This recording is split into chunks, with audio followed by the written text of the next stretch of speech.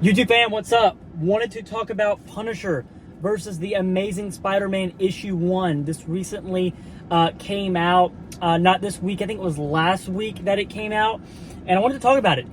Another Spider-Man title, another Punisher title, so super excited. I know we have a lot of Spider-Man out right now, and I'm trying to read all of them or most of them, but getting a little burnt on Spider-Man, to be honest, so trying to keep up the morale there. And then obviously the Punisher, there's the main Punisher title out right now that I'm really enjoying, but I thought this would be a fun pickup. This is issue number 1, and this is the variant edition cover. I know they had a few different covers for this issue, but I really liked this one with like the Punisher in the background there, and then Spider-Man slinging the web, and then kind of the baby blue kind of sky.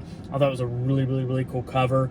But anyways, yeah, issue 1. Let's talk about it, y'all.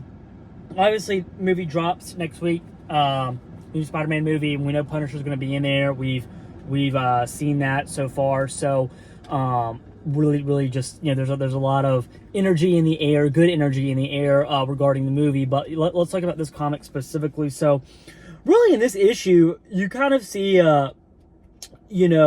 Spider-Man essentially teaming up with the Punisher. Punisher calls the Spider-Man he needs help with something, and they do this what seems kind of like a smaller job together, and there kind of becomes this, I wouldn't say it's a conflict, but this, Punisher doing things his way, Spider-Man doing things his way, and Spider-Man really kind of like questioning how he's doing things, how he's been doing things, and I don't want to spoil too much for you guys, but there's some other characters in here that Spider-Man is kind of sharing his thoughts with another, one of the Fantastic Four members about how he feels and how how he's been dealing with crime and crime fighting as a whole.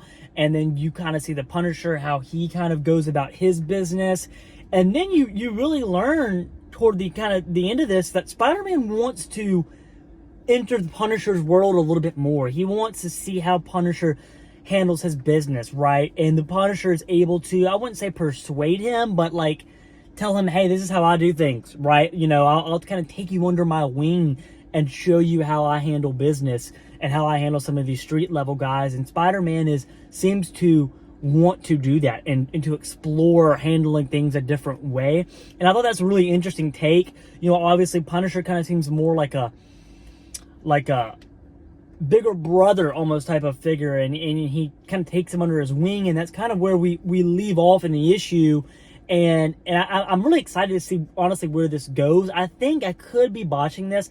I think this is a 5-issue miniseries, so we'll get 4 more of these, and then it's done, which I love. I love the kind of like the miniseries that they do sometimes of just 5 issues. It's quick and to the point, and it wraps up the story. So excited to see where the next one goes. But if you're into Spider-Man, if you're into Punisher, if you're into one or the other, I highly recommend checking this out. I think it's really good. But yeah, peace, guys. Thanks for watching.